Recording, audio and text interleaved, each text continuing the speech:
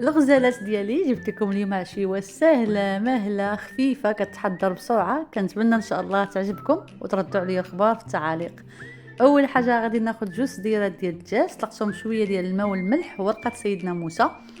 من بعد غادي نصفيهم وغنفتتهم بهذا الشكل هذا، غنخليهم على جنب. غناخذ طنجره ندير فيها معلقه ديال الزيت، معلقه ديال كبيره ديال الزبده، واحد 200 غرام ديال الروز، خذوا اي نوعيه عندكم متوفره، معلقه صغيره ديال الملح، وغادي نشحرو حتى غياخذ ديالك اللون الذهبي.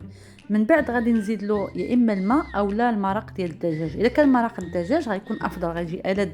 الا ما كانش ديروا غير الماء ماشي مشكل. غناخذ الدوبل ديال الكميه ديال الروز هي اللي غندير، وغادي نزيد لهم واحد زلافه صغيره ديال الروز اللي عفوا ديال الحمص اللي بيتو الليله كامله في الماء.